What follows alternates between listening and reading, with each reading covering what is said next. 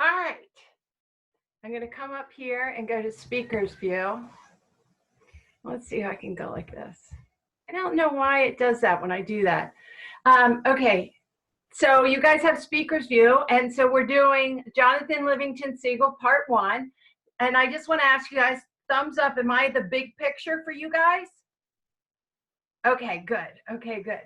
So here we go. Part 1. Now, obviously, I like I said, I got on the internet and I got pretty excited and I wanted to see what other people said. And some people were like, oh, it's just a dumb book about bird.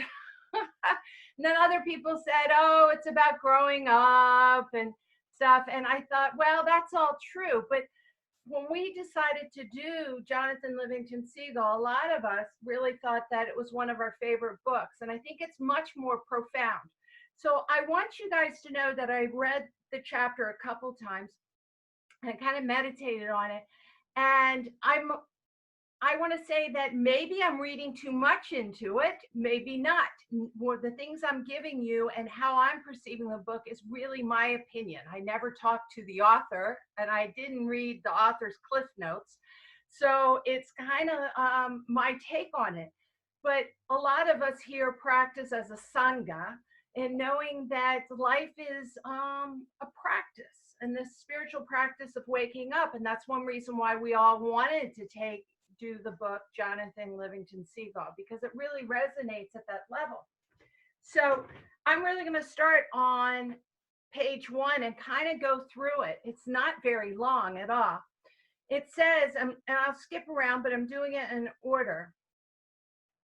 But way off alone, out by himself, beyond the boat and the shore, Jonathan Livingston Seagull was practicing.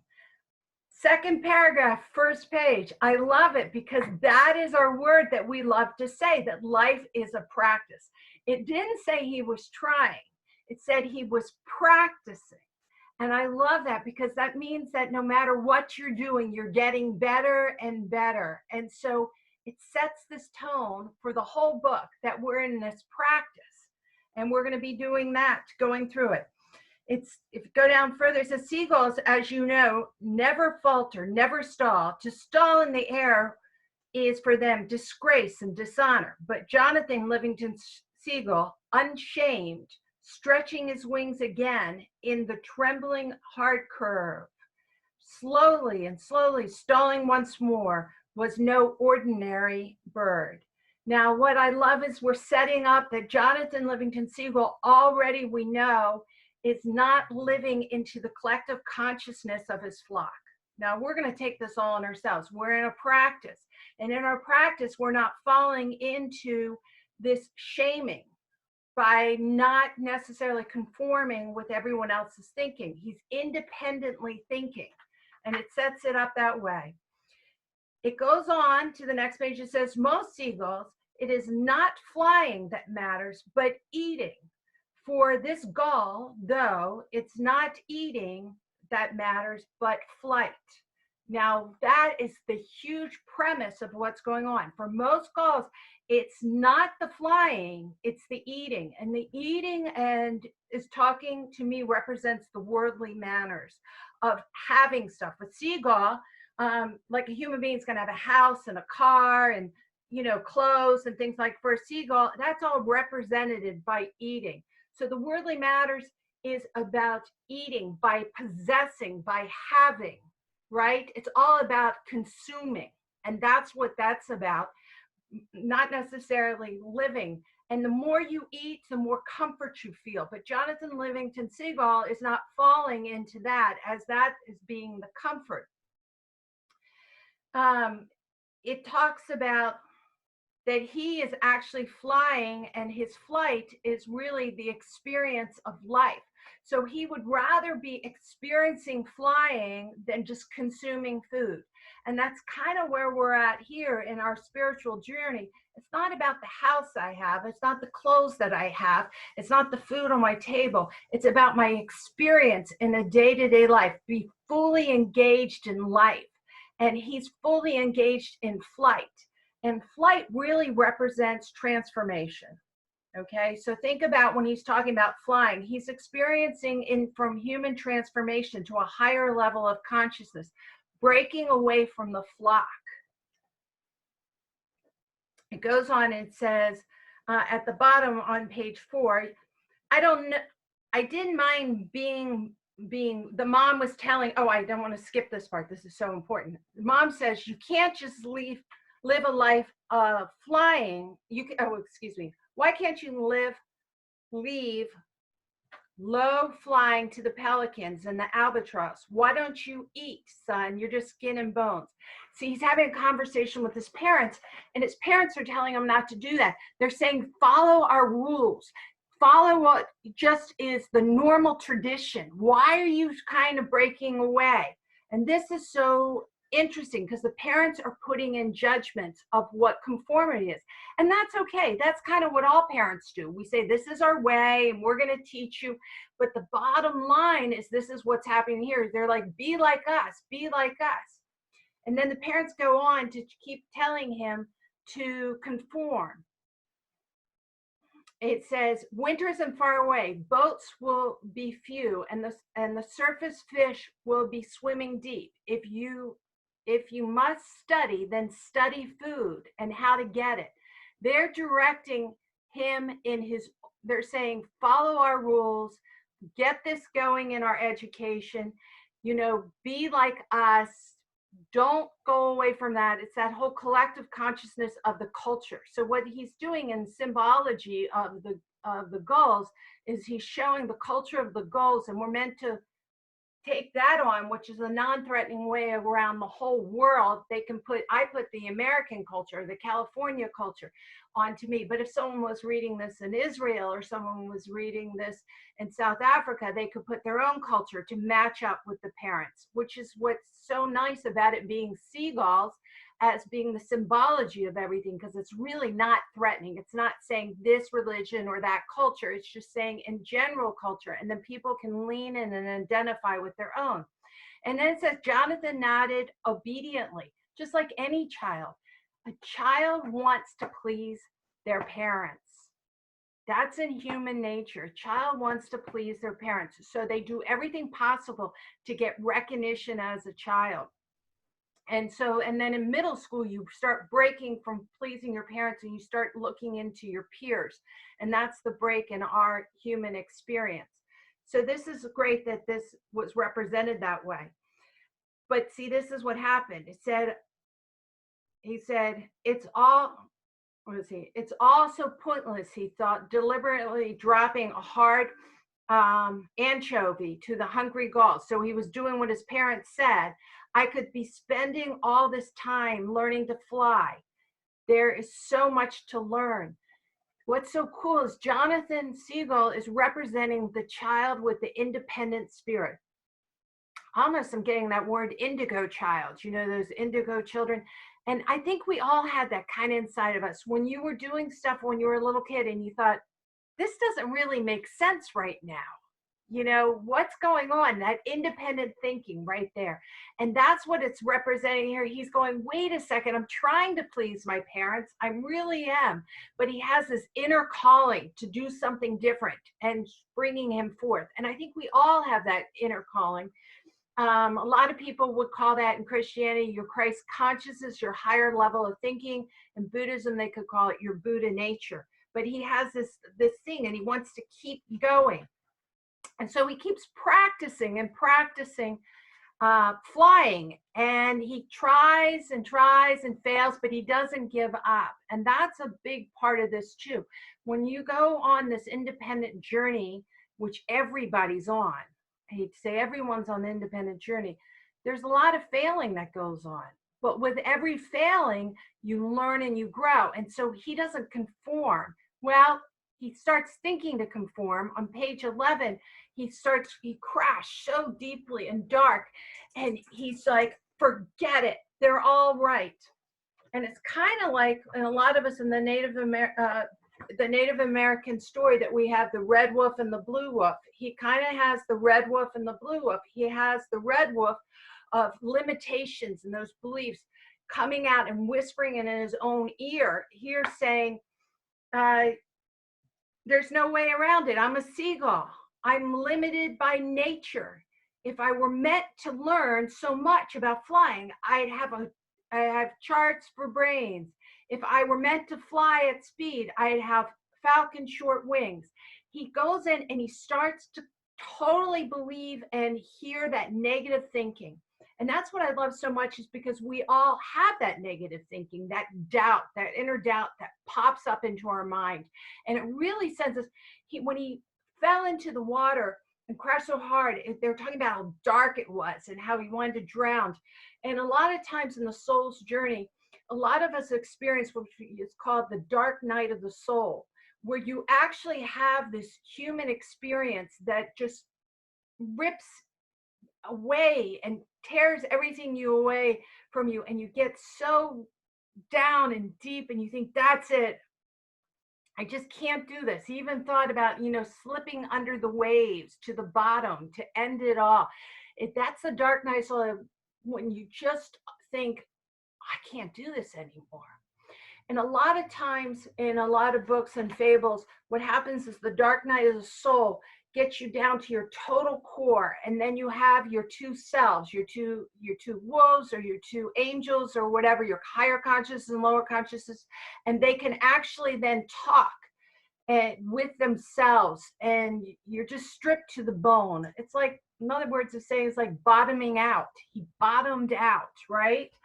And then when he bottomed out and he went on further and he thought about it, he realized, let's see. Well, first he realized that he was going to join the group. I'm going to read this page on page 14. He felt better for his decision to be just another one of the flock. There would be no ties now to the force that had driven him to learn. There would be no more challenges and no more failures. So once again, he's at the bottom, he's just, forget it, I'm just going to be like everybody else. And it was pretty just to stop thinking. This is key. To just stop thinking and fly through the dark towards the light above the beach. He then rested his brain. And a lot of times when we try so hard and we think so hard, we pull ourselves down. But when he was able to rest his brain, which when we talk about mindfulness is resting the amygdala, or Amy, and allowing it to be calm. And when he allowed it to be calm, he could connect his inner knowing and his experience together, not in a state of craziness, not in a state of trying, not in a state of doubt, but the state of calmness that he entered. And when he entered that state of calmness, okay, he was thinking that falcons only have short wings. And then it dawned on him, he could then understand, his subconscious mind could talk to his conscious mind, and he said, I can have short wings. I can do this. You realize he could pull in his wings like a falcon. Now, he didn't get that awareness until he went through the dark night of the soul and allowed his brain to relax and have that connection. That's kind of cool, right? So the subconscious mind started to talk to it, and he was able to then go up again and then pull in his wings and effortlessly slide down faster to the higher transformation ever. But he had to experience the breaking of the dark night of the soul. The unaware of all that doubt had to go away, and he had to sit peacefully with himself before he got it. And on page 15, it says, he was alive, trembling ever so slightly with delight, proud that his fear was under control. When he was able to rest, and allow his inner knowing talk to himself, and he could rise up, he then had control of his fear. And that control of that fear met at many different levels. The control of the fear of his performance, of who he was, of his doubts. He was able to let them go. And that's what we all are working on in our journey. And where did his fears come from? And where does his doubts come from? They come from the earlier pages of his culture, of the flocks, telling him what he was limited. You can't do this because you're not built that way. And he had that belief system. And then he realized he had to let go of that belief system and realized he himself could transform himself in his journey to be whatever he wanted to be, which was the speeding gull. Right? Is this cool? Do I get thumbs up? I'm really into this. You can see I really got into this. So as he got faster and faster, that is talking about his level of consciousness becoming more and more aware. Okay? So his freedom of that. And then he felt like he did it. And haven't we all done that? We've like leveled, we've like, oh my God, we have a breakthrough and we're so excited and we understand, you know, how to mitigate suffering and how to calm ourselves so we don't get so angry. And we have this higher level of transformation and we're like, yes, yes, yes, I can do this. I can do this. So it goes on and he said he had a moment, let's see, in a moment, a new age opened to Jonathan Gall. Now this is really important. Let me get Barb in here. Is a new age, a new beginning. He broke into a new beginning. So on page 17, he was there. He was learning and learning. Once you let go of those old belief systems from your childhood, and you can rest with the fear of the unknown and not knowing what's happening and knowing that every failure is a growth. Wow, life ends up opening up, right? And so you have this flight like him, and it's not that you are becoming an advanced student. This is what I love about this, and the book keeps repeating it throughout it. It's not he's in a new age. This is the new beginning. Every moment is a new beginning, but every time you enter a new stage of your life, it isn't that you have advanced further, it's that you have a new beginning in your journey. The awareness of the present moment. And from that, you can build onto that. And then he starts doing things. He learns how to do loops and tricks and all these kinds of things. So then it goes on page 17. Jonathan was really excited about his breakthrough. And so I'm going to read this. He's saying this in his head because he's thinking he's going to go back to the flock. When they hear of it, he thought, of the breakthroughs, they will be wild in joy. How much more there is now to living. Instead of our drab slogging forth and back to the fishing boats, there's reason to life. So he's saying he's so excited because he's finding the meaning to life, right? To his life. We can lift ourselves out of ignorance. We can find ourselves as creatures of excellence, of intelligence and skill. We can be free. We can fly. Now that is so powerful because what you're seeing is he now is dictating his awareness of what he's come to. But what does he have? It's very important we realize he has expectations and judgments on how other people are going to react, or the flock, not people.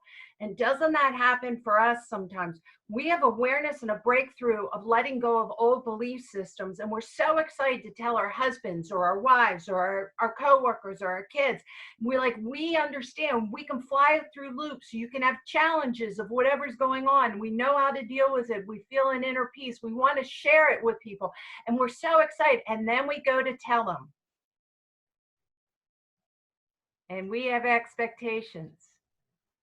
And we end up getting disappointed because they don't understand, right?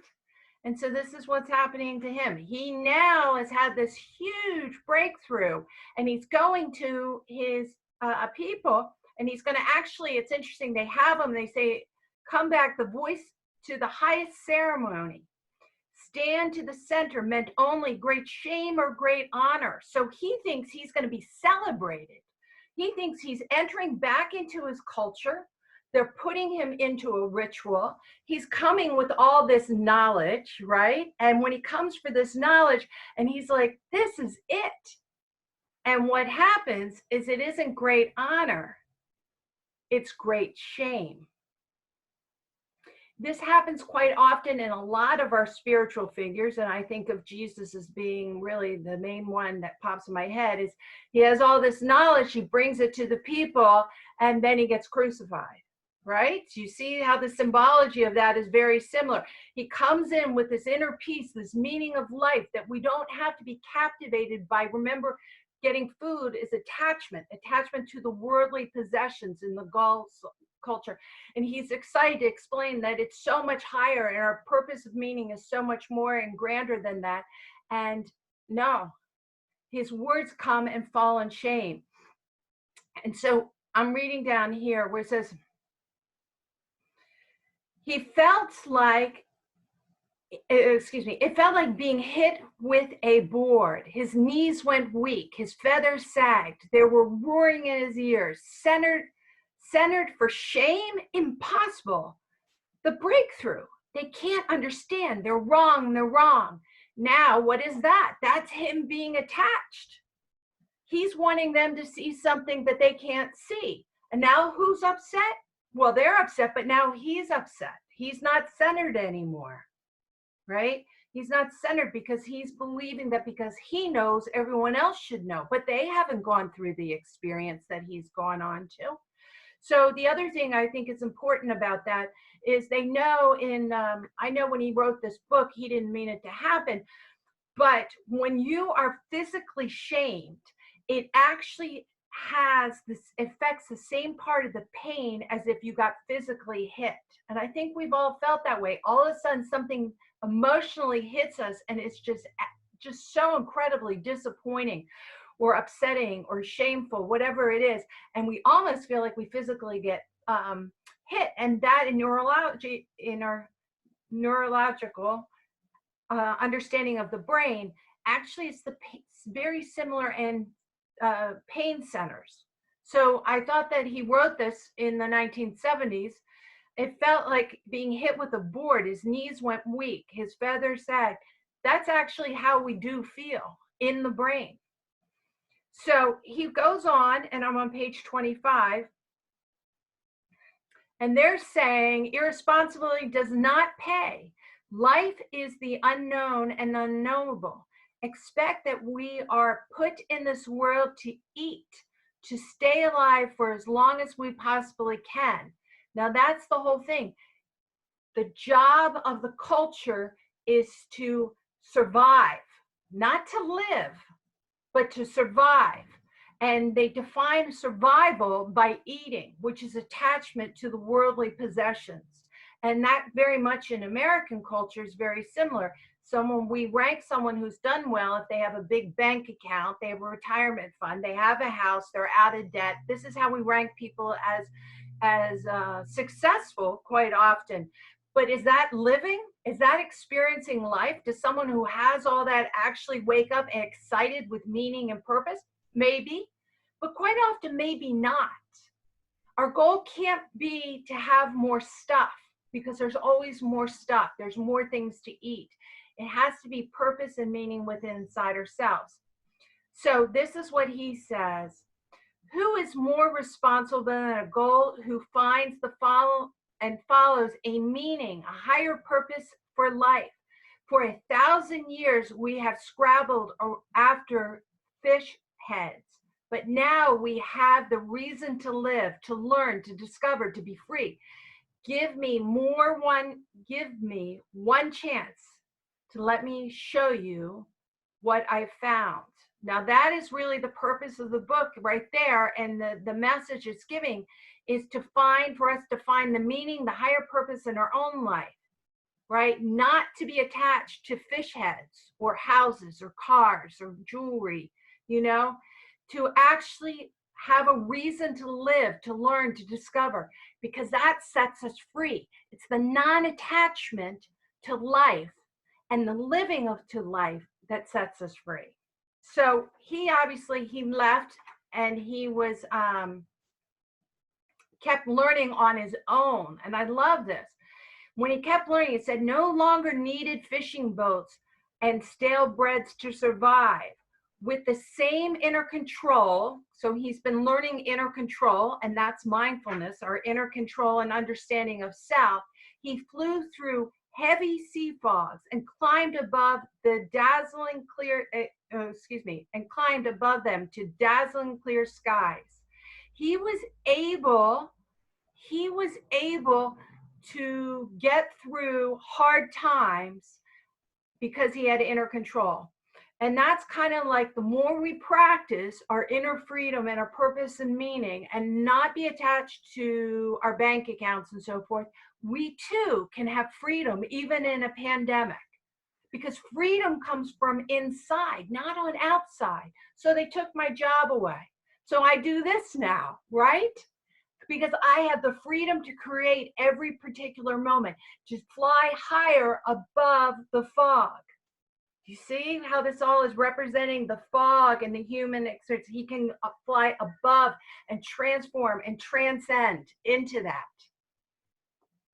So it goes on, it says, I'm going to read the last paragraph on page 26.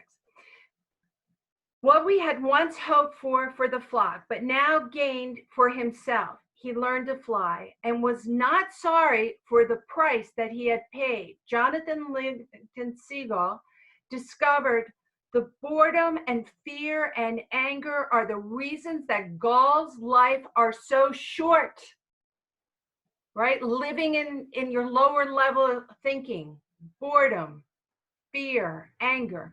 And with those gone from his thoughts, he lived long, fine life indeed. Ah, you mean when you take away all the unnecessary worry and anxiety and stress that we tell ourselves, all the limiting beliefs that we continue to grow and grow? Yes, that's what this is about. So then last paragraph,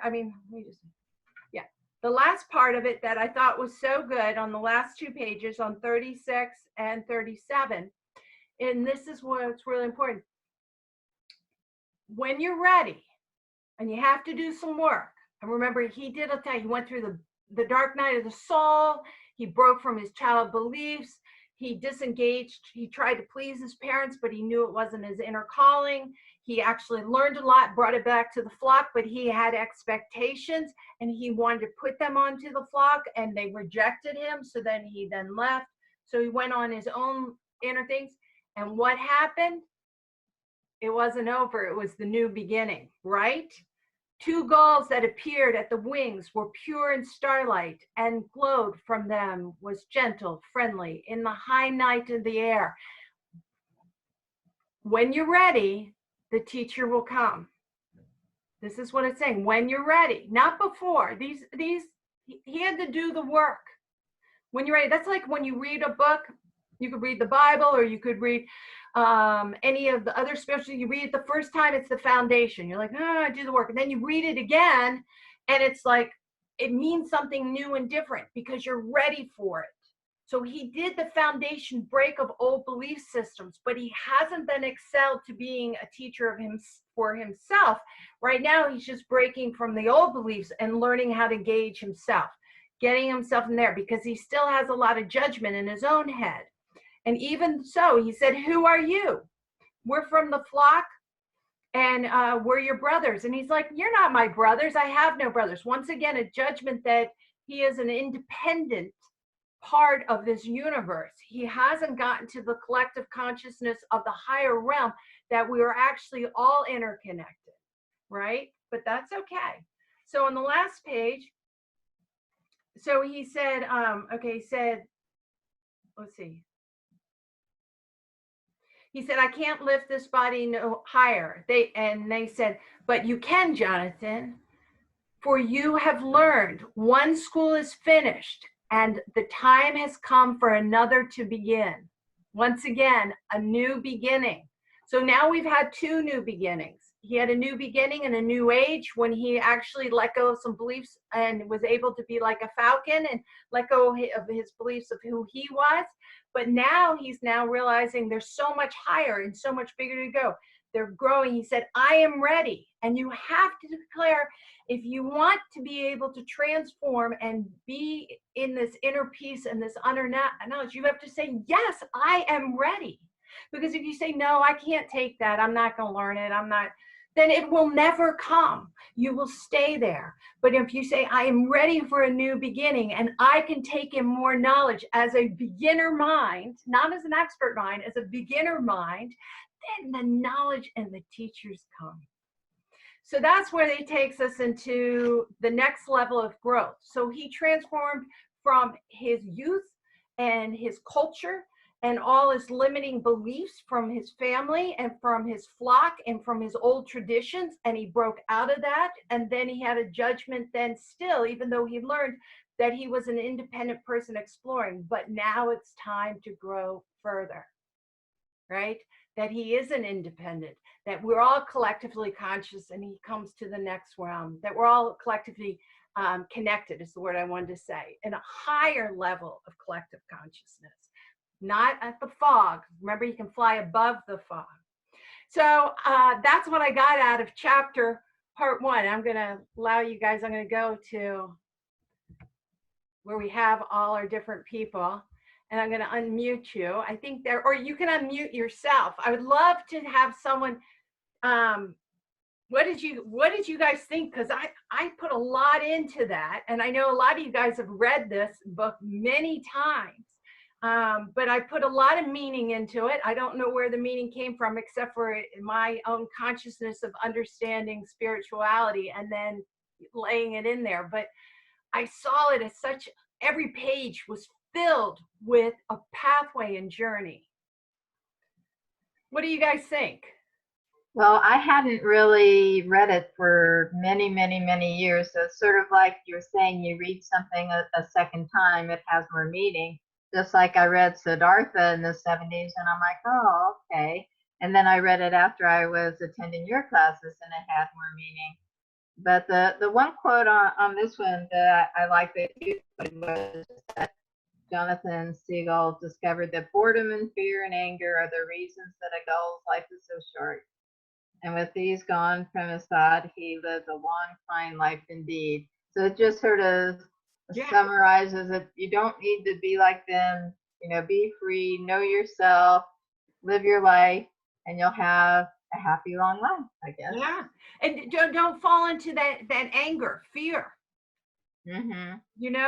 Fear is really, fear can be thought of two things. One thing, it can be something you can live in. Well, three things. One, it can be something that you have to battle. And another thing, it can be your stepping stone to learning. So when I get fearful, I lean into it and I think, what do I need to learn from this? And then I can drop the fear and go to the lesson. That's transformation. Drop the fear. You still want to know that you're fearful. It triggered something. So, but why did it trigger something? Then learn from it. And it gives you meaning. It gives you meaning. What do you think, Lori? You have to unmute yourself.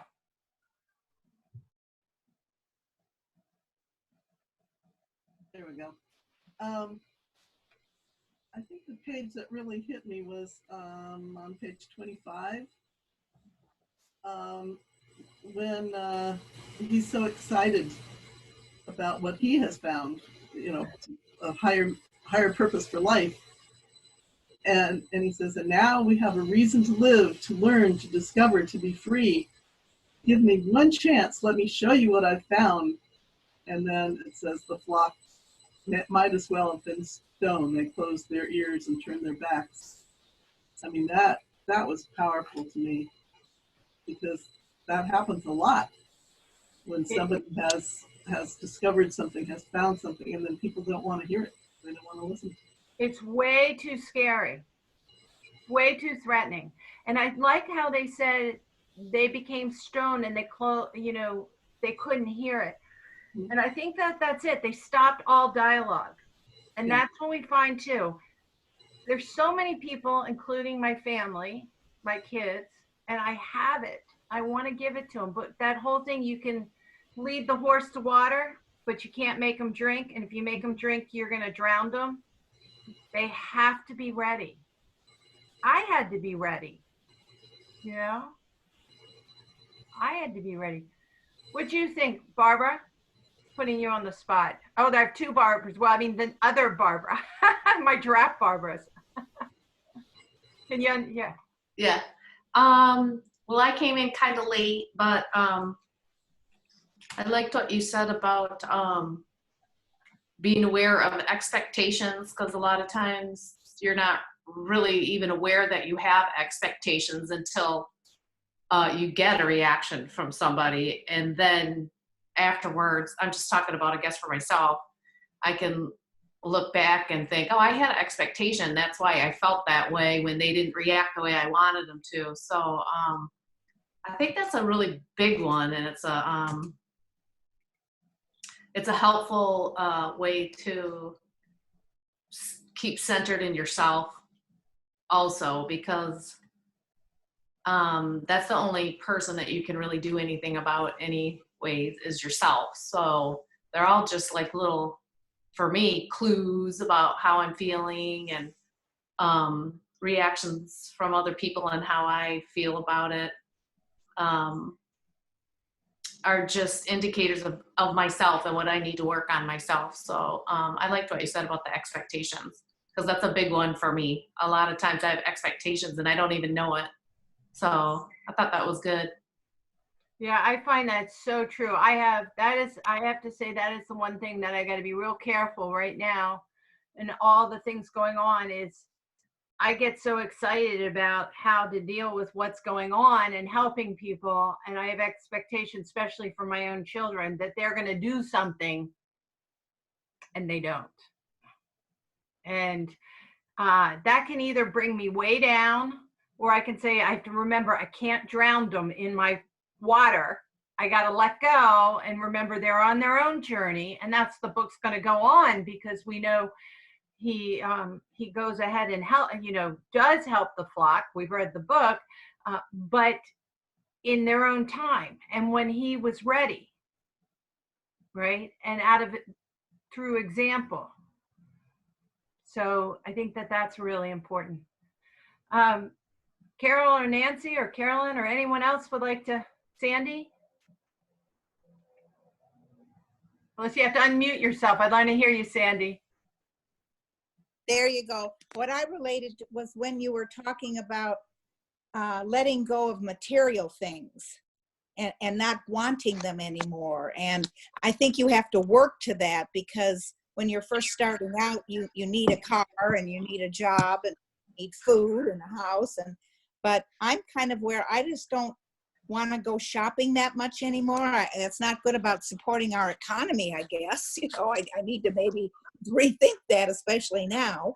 But I'm interested in spending more time with people and having experiences rather than having things.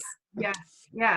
Because I do have friends who are still in the getting things stage, and if I ever approach having an experience instead of things, they don't want to hear that. So that I have to be careful with, Well, I think that was a really great point. I think this is a big point that a lot of people don't see in the book, is that the eating is representing our things, the attachment. That's what the book that represents in our human culture.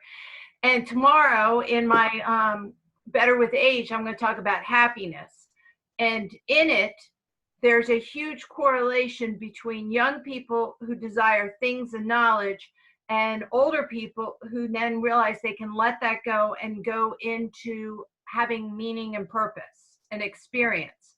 So an older person who is happy tends to want to go on a cruise, you know what I mean? Or wants to have an experience, wants to have a family get together, and they're not sitting around going, I can't wait to get my next BMW, But it's part of the evolution of growing up, because when you're young, you don't have any knowledge and you don't have anything. You haven't had that experience. And in our culture, we certainly teach them that that's what they need to have. So it is true, but there's a difference between having things because they're part of your living, meaning food, shelter, transportation. You know, I certainly am not going to give all my money away. I need to have it so I can grow old in a comfortable lifestyle.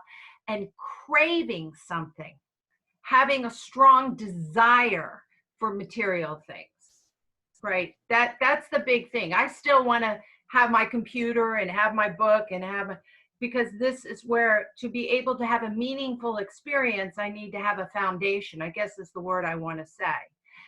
But I don't sit around and crave and long for something that I don't have. And also when I do have things and they go away, I don't get so freaked out. I can't find it in the right now. I thought I underlined it, but it said that when he went away and he was flying around, he learned how to, I wish I could find the quote. It stood out so he learned how to eat while he was flying.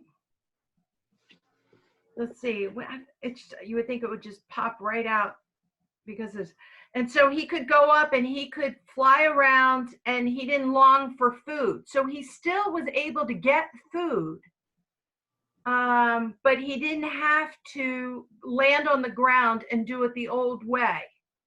Also, he was able to, now they could go so high, he was able to come down faster and get some of the fish that were at a lower level. So he actually had an advantage over the ones that were sitting on the land. Right. Because he broke from the belief that he didn't have. Well, part of our belief system is that we have quite often is there is not enough. There's lacking in the world.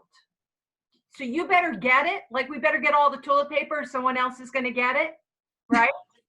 That concept that we have to hoard it. And so we stick with that. And he broke from the collective consciousness of that, went to the higher level.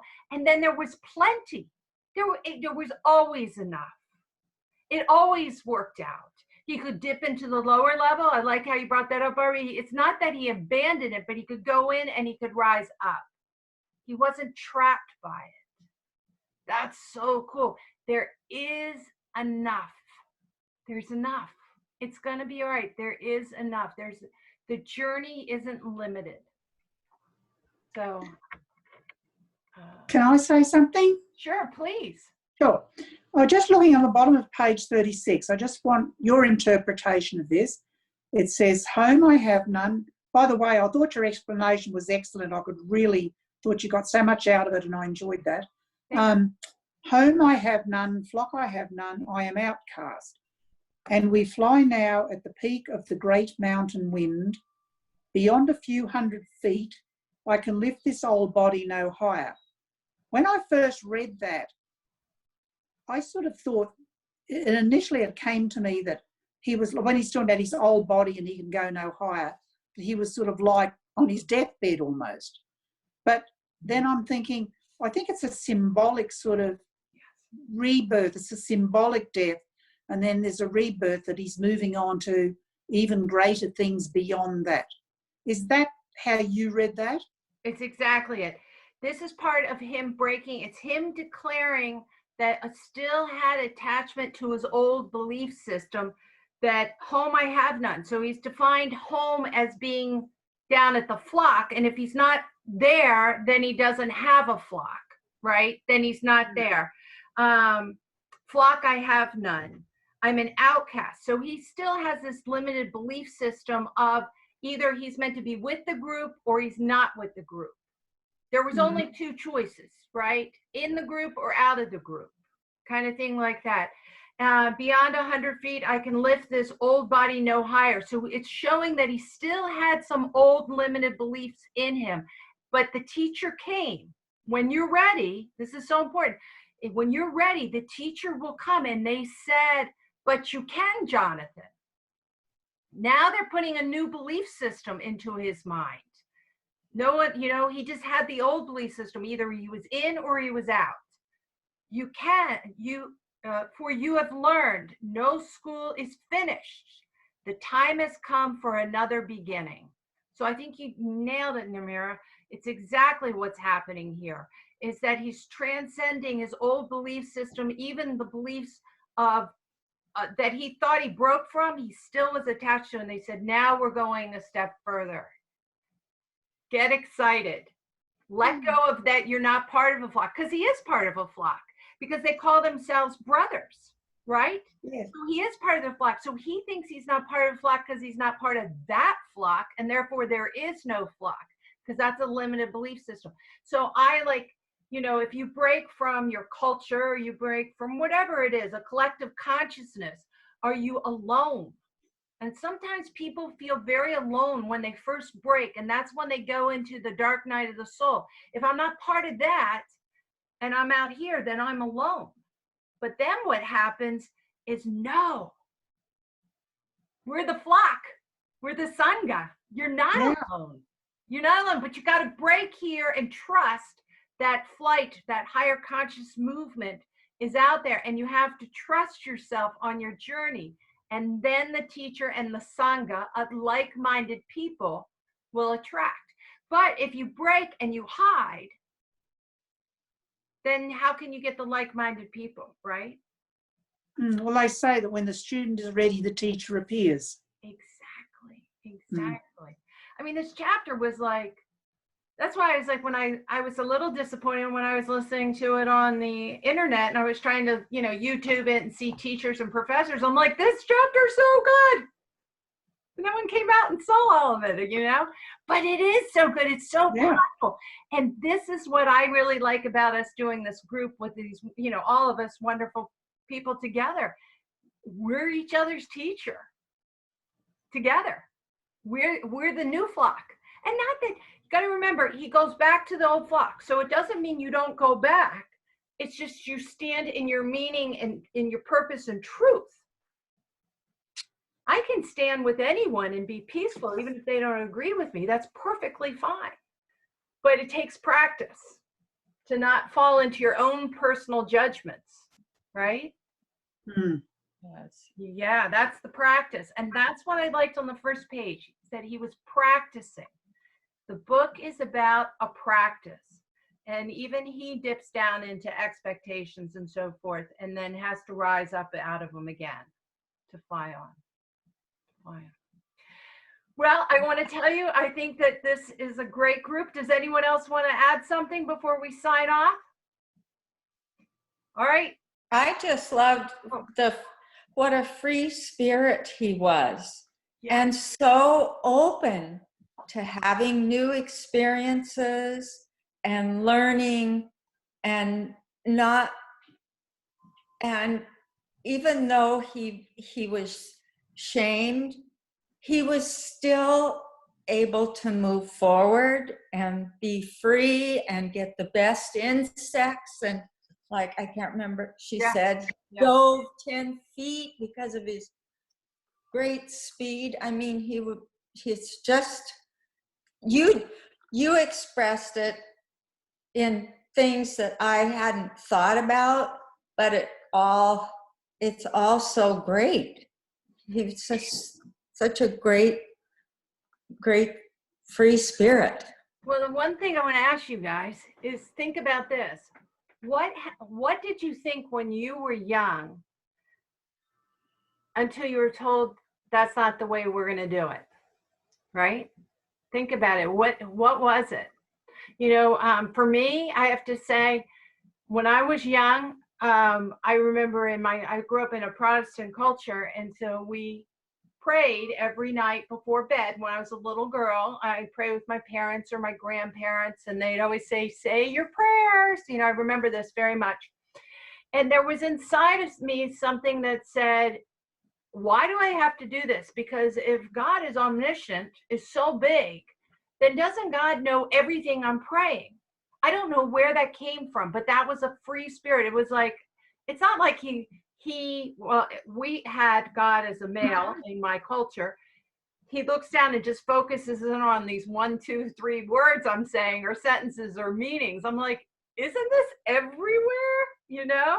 And I don't know where I got that, but that was kind of my free spirit. And then I go to church, and I got some different messages than that.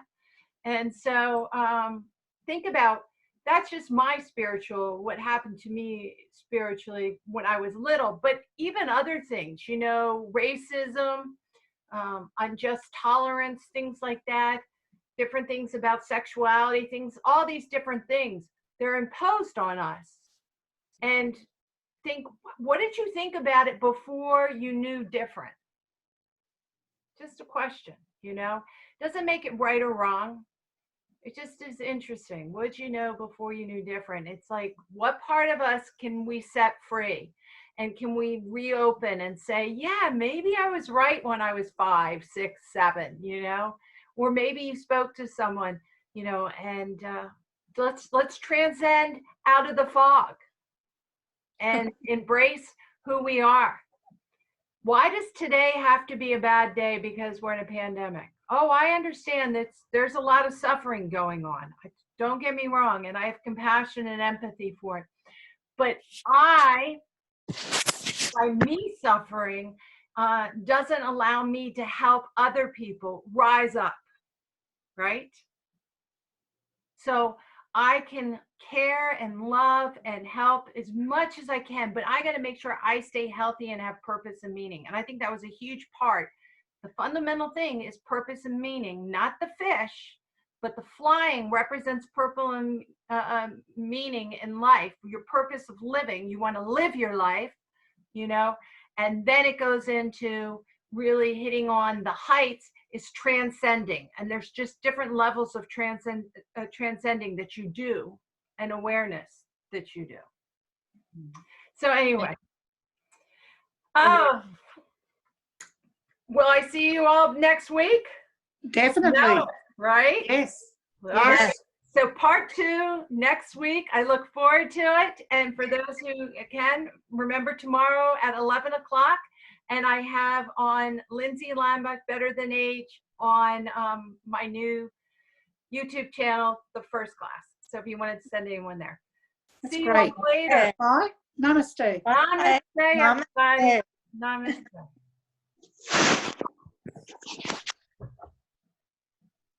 Hi, Carol.